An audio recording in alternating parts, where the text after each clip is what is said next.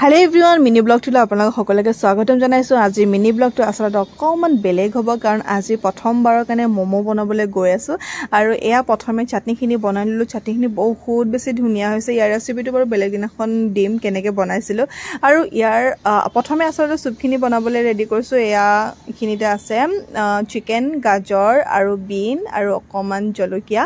তাৰ পিছত এইখিনি কালাৰটো এনেকুৱা এইকাৰণে হৈছে কাৰণ ইয়াতে মই বিটৰ ৰস অকমান ইউজ কৰিছো আৰু বাকিখিনি কোনো ধৰণৰ কালাৰ ব্যৱহাৰ নাই কৰা।